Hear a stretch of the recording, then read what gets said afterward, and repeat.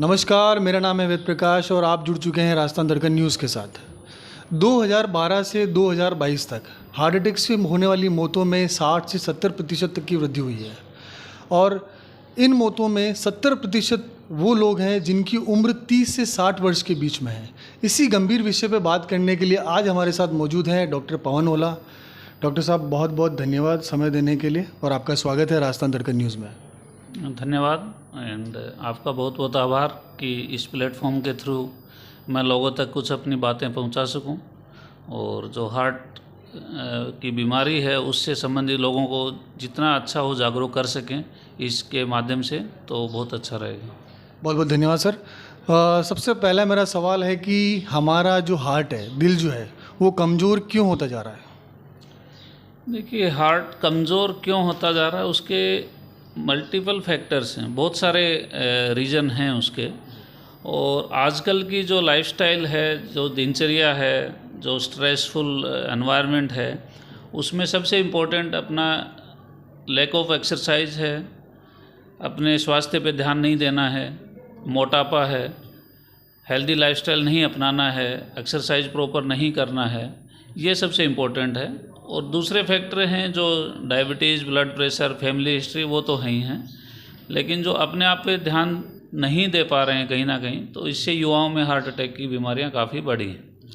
तो एक संतुलित दिनचर्या एक सबसे इम्पोर्टेंट रीज़न है और साथ में स्ट्रेस। सोशल मीडिया पे हम लोग बहुत सारे वीडियोस देखते हैं जहाँ पे लोग खेलते दौड़ते शादी में नाचते हुए अचानक से गिर जाते हैं और हार्ट अटैक हो जाता है और उनकी मौत भी हो जाती है। तो युवाओं में हार्ट अटैक का जो खतरा है वो लगातार बढ़ रहा है, इसका क्या कारण मानते हैं सर आप? देखिए, जो वीडियोस आते हैं और बहुत तेज़ी से वायरल होते हैं, उनमें काफ़ी हद तक सच्चाई हो भी सकती है। उसका मैं रीज़न बताता हूँ। देखिए, एक तो अपन को मालूम है सडन कार्डियक डेथ जो बोलते हैं। सडन कार्डियक डेथ मतलब अचानक से हार्ट की प्रॉब्लम हुई और हार्ट बंद हो गया, तो इमीडिएटली पेशेंट एक्सपायर हो जाता है विद इन 1-2 मिनट में ही, अगर रिवाइव नहीं हो या प्रॉपर ट्रीटमेंट नहीं मिले, जो कि बहुत इम्पॉसिबल है। तो सडन कार्डियक डेथ के कई सारे रीज़न हैं, जिनमें एक हार्ट अटैक है। तो जो गिरते हैं ट्रेडमिल पे, सब में 100% में हार्ट अटैक से ही है ये ज़रूरी नहीं है।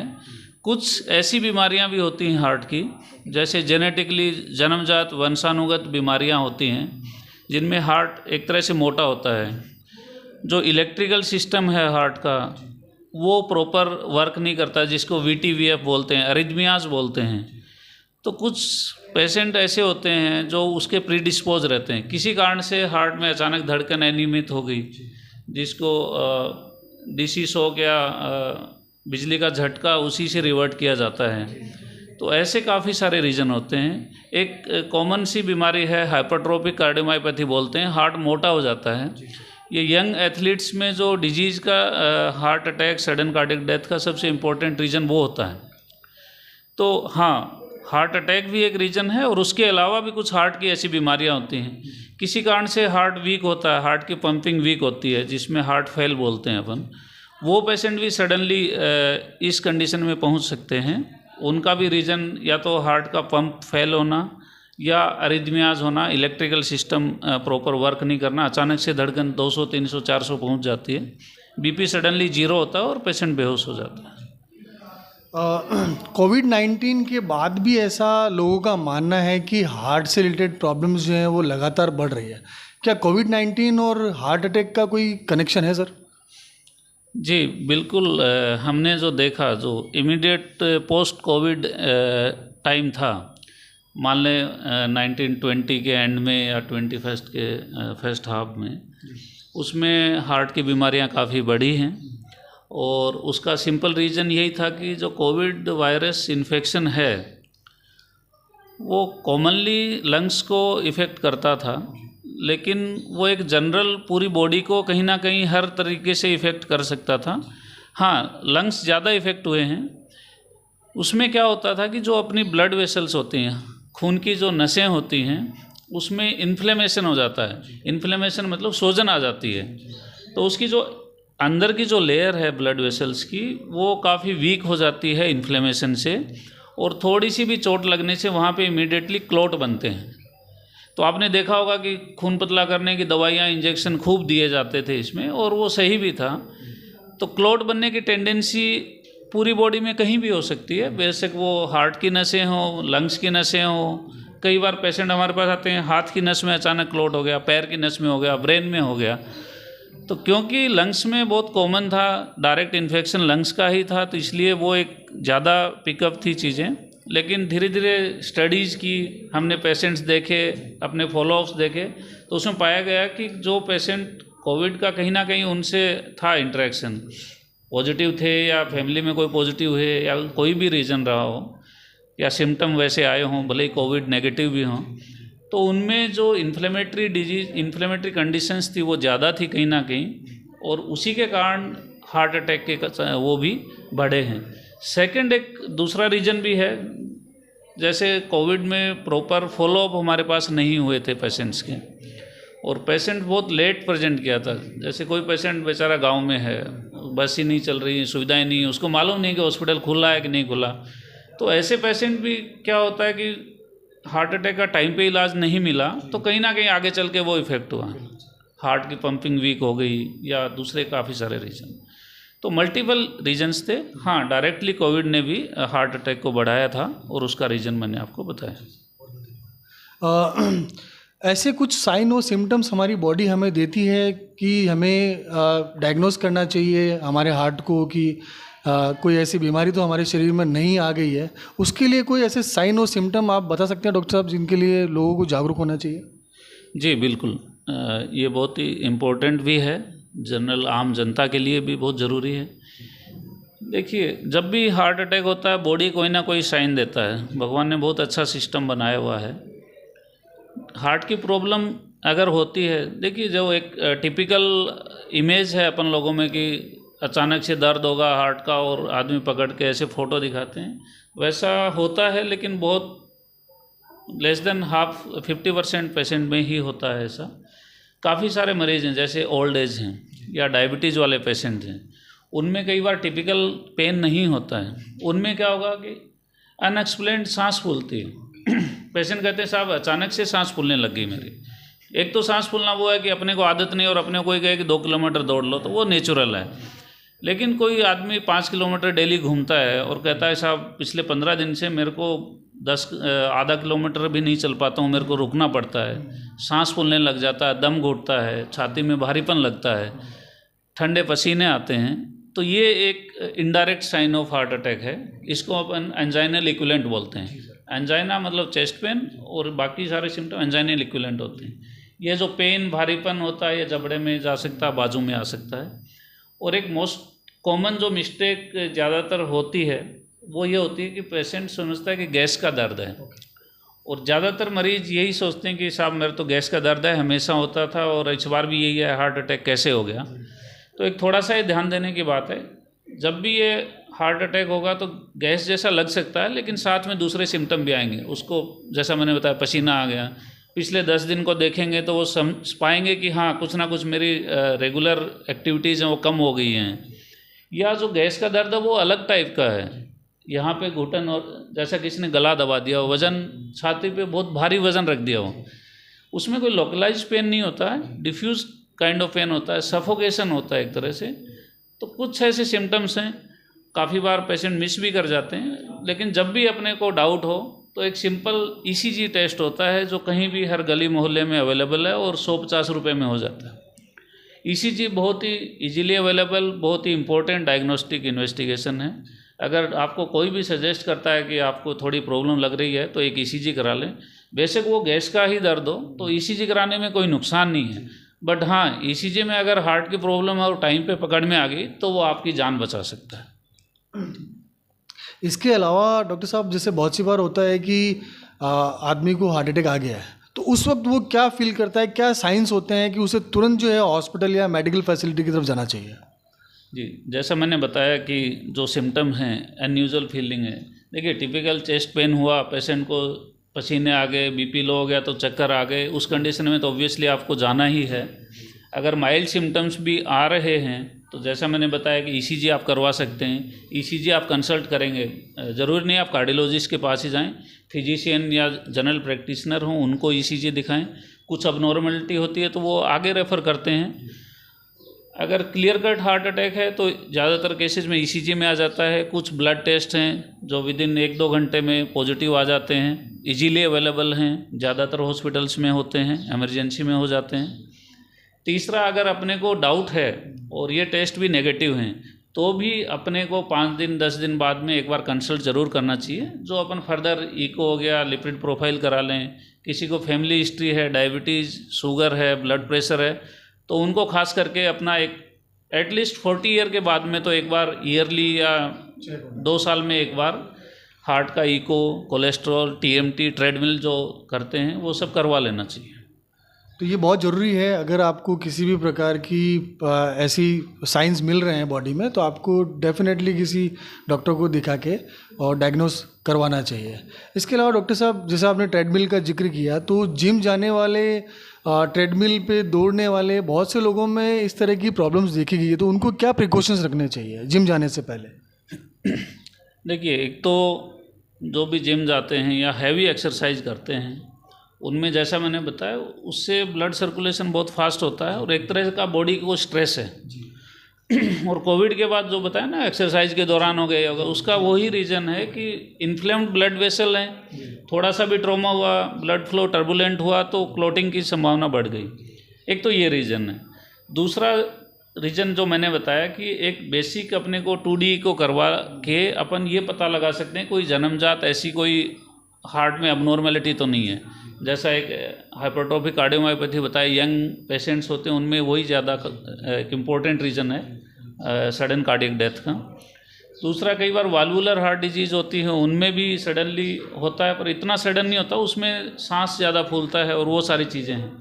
तो अपन अगर बहुत हैवी एक्सरसाइज कर रहे हैं तो उस टाइम अपने को एक बार एक स्क्रीनिंग ज़रूर करवा लेनी चाहिए, खास करके उनको जिनको फैमिली में कोई यंग ऐसी कैजुअलिटी हुई है हार्ट से रिलेटेड, जिनको हम फैमिली हिस्ट्री बोलते हैं, यानी बिलो 40-50 ईयर किसी फैमिली में ब्लड रिलेशन में किसी को हार्ट अटैक हुआ है या हार्ट से रिलेटेड कोई भी अनएक्सप्लेन डेथ हुई है, तो उनको खास करके जब भी हैवी एक्सरसाइज से पहले एक बार फिजिशियन या कार्डियोलॉजिस्ट को ज़रूर दिखा लेना चाहिए। इसके अलावा बहुत सी बार ऐसा होता है कि हार्ट अटैक हो गया है तो एसओएस में क्या ऐसा करना चाहिए ताकि वो हॉस्पिटल पहुंचने तक सर्वाइव कर पाए? देखिए, उसके लिए कुछ मेडिसिन्स होती हैं, जैसे एक तो सोर्बिट्रेट होती है, आइसोडिल, जो ज़्यादातर हार्ट पेशेंट तो रखते ही हैं या फैमिली में जिनके भी होता है तो उनको मालूम होता है कि XYZ अपने दर्द होता है तो वो जीभ के नीचे गोली रखते हैं, वो रखनी चाहिए अगर पेन है तो। लेकिन उसमें यह है कि बीपी डाउन करती है वो, तो ब्लड प्रेशर एक बार चेक कर लेना चाहिए। ऐसा नहीं हो कई बार हार्ट अटैक के साथ बीपी डाउन है और ऊपर से दे दिया तो थोड़ा सा मुश्किल हो जाती है। दूसरा, डिस्प्रिन एक टेबलेट है, बहुत अच्छी मेडिसिन है, कहीं भी इजीली अवेलेबल होती है, अपने नियरेस्ट जो भी मेडिकल स्टोर से मिल जाती है। तो जो ब्लड थिनर मेडिसिन है जिसको एस्प्रिन बोलते हैं या डिस्प्रिन के नाम से आती है, सर दर्द में भी कई लोग लेते हैं, उसकी एक पर्टिकुलर डोज 325 mg की आती है। 150 वाली है तो 2 टेबलेट ले लें। नॉर्मली वो च्यूवेबल टेबलेट आती है, उसको चबाना चाहिए, न कि पानी से लेना चाहिए। चबाने से जो ओरल म्यूकोसा है, मुंह की जो त्वचा, उसके थ्रू अब्जॉर्ब होती है और जल्दी असर करती है। तो डिस्प्रिन, अगर आपको फैमिली में ऐसे लोग हैं जिनको रिस्क है या हार्ट के पेशेंट्स हैं तो डेफिनेटली डिस्प्रिन अपन रख सकते हैं, आइसोडिल अपन रख सकते हैं, और कुछ बाकी ब्लड थिनर्स भी हैं, क्लोपिडोग्रेल वगैरह आती हैं तो वो भी रख सकते हैं। बट डिस्प्रिन और आइसोडिल तो एटलीस्ट होनी ही चाहिए अपने पास, और जितना जल्दी हो नियरेस्ट हॉस्पिटल जो भी हो वहाँ पहुँचना चाहिए आपको। सबसे पहले आपको हॉस्पिटल पहुंचने का प्रयास करना चाहिए और ये कुछ इमरजेंसी एसओएस दवाइयाँ आप अपने पास रख सकते हैं। इसके अलावा डॉक्टर साहब, पुरुषों और महिलाओं में भी हार्ट अटैक का जो है रेशियो काफ़ी अलग है, उसका क्या कारण मानते हैं आप? देखिए, रेशियो अलग है। भगवान ने कुछ ऐसे हार्मोन्स लेडीज़ में बनाए हैं कि मीनोपॉज या माहवारी जब तक रहती है, जब तक हार्ट अटैक से एक तरह से इम्यून रहते हैं। आपने बहुत कम देखा होगा कि एक बिलो 40 ईयर लेडीज़ में हार्ट अटैक होता है। देखिए rare thing happens only, but in general नहीं होते हैं, तो वो एक रीज़न है। बिफोर मेनोपॉज अगर आप माने तो हाँ फीमेल्स में कम है, लेकिन after menopause there is no difference, male female में इक्वल होता है। हाँ, बट कई बार क्या होता है कि इंटीरियर में जो फीमेल्स होती हैं रिपोर्टिंग कम होती है उनकी, एक्चुअली कोई भी रीज़न मान लें। और दूसरा एक चीज़ इम्पोर्टेंट और है, जो फीमेल्स जिनमें हार्ट अटैक होता है उनमें दूसरी बीमारियां ज़्यादा मिलती हैं, जैसे डायबिटीज़ के साथ हार्ट अटैक हुआ, बीपी के साथ हार्ट अटैक हुआ, थायराइड के साथ हार्ट अटैक हुआ, तो ये सारी चीज़ें ज़्यादा होती हैं। तो जैसा मैंने बताया डायबिटीज़ वाले पेशेंट में टिपिकल पेन होगा ही नहीं, कई बार तो पकड़ में ही नहीं आता है, तो रिपोर्टिंग लेट होती है। बट हाँ मेनोपॉज के बाद में ऐसा कोई डिफरेंस नहीं है। हाँ बिफोर मेनोपॉज 40-45 साल में माहवारी जब बंद होती है उससे पहले डेफिनेटली फीमेल्स में बहुत कम होता है। इसके अलावा जो है हमने देखा है कि हार्ट की डिजीज़ जिन लोगों को होती है उन्हें फैसिलिटीज़ बहुत सी बार नहीं मिल पाती। तो हमारे शहर भीलवाड़ा में हार्ट से रिलेटेड बीमारियों के लिए क्या क्या सुविधाएं अवेलेबल है और किस लेवल तक की सुविधाएं अवेलेबल है? देखिए आज की अगर अपन बात करें तो भीलवाड़ा में हार्ट अटैक के ऑलमोस्ट हर तरह का उपचार अवेलेबल है। और जब भी हार्ट अटैक होता है इमीडिएटली जो हार्ट अटैक में एंजियोप्लास्टी को लाइफ सेविंग माना गया है तो वो यहाँ पे इजीली अवेलेबल है, 24/7 अवेलेबल है। इसके अलावा भी हार्ट से संबंधित जो बीमारियां आपने पूछी तो उसमें कुछ वाल की बीमारियां होती हैं, कई बार हाथ पैरों की नसें ब्लॉक होती हैं, कई बार मरीज़ की धड़कन कम होती है, पेसमेकर से रिलेटेड चीज़ें हैं। तो ये सारी चीज़ें यहाँ पे बहुत रूटीनली और हो रही हैं और उसमें मोस्ट ऑफ द थिंग्स यहाँ हो जाती हैं और उम्मीद है जल्दी ही बाईपास की सुविधा भी अवेलेबल हो जाए यहाँ पे। बहुत ही अच्छा रहेगा अगर इस तरह की फैसिलिटीज़ अगर हमारे शहर भीलवाड़ा में अवेलेबल होती है। इसके अलावा सर बहुत से लोग ऐसे होते हैं जो कि इन बीमारियों की दवाओं को या इस इलाज को अफोर्ड नहीं कर पाते हैं, तो उनके लिए हॉस्पिटल या गवर्नमेंट की तरफ से क्या स्कीम्स होती है जिनको यूज़ करके वो जो है अच्छा ट्रीटमेंट अपने लिए ले सकते हैं सर? बिल्कुल, देखिए गवर्नमेंट की तरफ से भी काफ़ी स्कीम्स हैं। इनफैक्ट दवाइयाँ ही नहीं, जो हार्ट अटैक का इलाज होता है, जो एंजियोप्लास्टी होती है, वो भी चिरंजीवी योजना में निःशुल्क है। और I think her hospital Chiranjeevi का बेनिफिट लोगों को दे रहे हैं। इनफैक्ट बहुत कुछ एक एग्जांपल ऐसे हैं जो CMHO साहब, कलेक्टर साहब से बात करके इमीडिएटली जो विलिंग जिनको नीडी थे जो उनका इमीडिएटली हमने चिरंजीवी कार्ड एक्टिवेट करा के और सेम डे उनका एंजियोप्लास्टी भी किया है। तो ये बहुत अच्छी योजना है। इसमें हार्ट अटैक का इलाज पूर्णतः निःशुल्क उपलब्ध है और बहुत सारे हॉस्पिटल्स में है। उसके बाद की जो मेडिसिन्स का है तो इसमें क्या होता है कि इनिशियली 5-6 मंथ तक मेडिसिन्स ज़्यादा चलती हैं, उसके बाद में 1 या 2 मेडिसिन ही ज़्यादातर पेशेंट में चलती हैं, बशर्ते कि दूसरी कोई बीमारी नहीं हो। और वो सब दवाइयाँ ऑलरेडी DPCO के अंडर हैं, जो 1-2 रुपये का कैप्सूल आती है।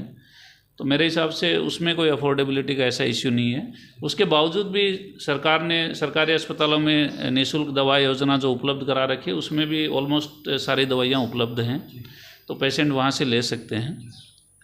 तो अच्छा, इसमें ऑलमोस्ट ऐसा कुछ नहीं है कि भाई पेशेंट के पास पैसे नहीं हैं, गरीब मरीज़ है और उस कारण से उसका इलाज नहीं हो रहा है, ऐसा अभी नहीं, मैंने नहीं देखा ऐसा कोई पेशेंट हो।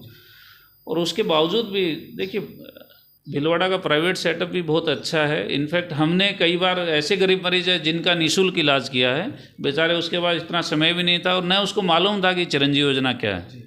जो बिल्कुल इलिटरेट, जिनको समझ नहीं होती है, बिल्कुल भोले गांव के होते हैं, तो काफ़ी सारे मरीज हैं, उनका हमने निःशुल्क इलाज भी किया है। वैसे तो इलाज संभव है इस बीमारी का, लेकिन वो क्या बातें हैं जिनका ध्यान रख के हम इस बीमारी से ही बच सकते हैं? ये बहुत ज़रूरी है अपन सब लोगों के लिए जानना कि देखिए हार्ट की बीमारी है, अगर हो गई तो हमें उसके बाद तो ध्यान रखना ही है। लेकिन अपन होने ही ना दें उसके लिए भी क्या कर सकते हैं, ये भी इम्पोर्टेंट है। तो इसके लिए कुछ चीज़ें हैं जो अपने हाथ में हैं, अपन उसको कंट्रोल करके बीमारी से बच सकते हैं। कुछ चीज़ें अपने हाथ में नहीं हैं, उस चीज़ में अपना बस नहीं चलता है। जैसे एक पर्टिकुलर एज के बाद हार्ट की बीमारी होती है, वो अपने हाथ में नहीं है। कुछ जेनेटिक बीमारियां होती हैं या फैमिली हिस्ट्री होती है, आनुवंशिक भी इसमें रोल है। किसी के पिताजी, दादा, बड़े भाई में हार्ट की बीमारी है तो उनमें होने की संभावना ज़्यादा है, वो चीज़ अपन नहीं बदल सकते। ब्लड में कुछ ऐसी कोलेस्ट्रॉल डिसफंक्शनल होता है तो वो चीज़ें अपने हाथ में नहीं हैं। अपने हाथ में क्या है, एक अच्छी लाइफस्टाइल, रेगुलर एक्सरसाइज, हेल्दी खाना, स्मोकिंग नहीं करें, लिमिटेड अमाउंट में अल्कोहल लें अगर लेते हैं तो, डायबिटीज़ ब्लड प्रेशर है तो उसका अच्छे से कंट्रोल करें। और जैसा मैंने बताया, एक पर्टिकुलर 40-45 साल की एज के बाद में साल 2 साल में एक बार रेगुलर फिजिशियन या कार्डियोलॉजिस्ट से चेकअप ज़रूर करवा लें, जिससे कि 100% तो नहीं कहूँगा लेकिन 95-99% तक इन फ्यूचर कोई इवेंट हो उससे अपन टाइमली बच सकते हैं। तो ये थे डॉक्टर पवन ओला जी, एमडी कार्डियोलॉजिस्ट, जो कि बांगड़ हॉस्पिटल भिलवाड़ा में अपनी सेवाएं दे रहे हैं। इन्होंने बहुत ही सारे उलझे हुए सवालों का सीधा जवाब दिया। बहुत बहुत धन्यवाद डॉक्टर साहब हमारे साथ जुड़ने के लिए। थैंक यू, धन्यवाद।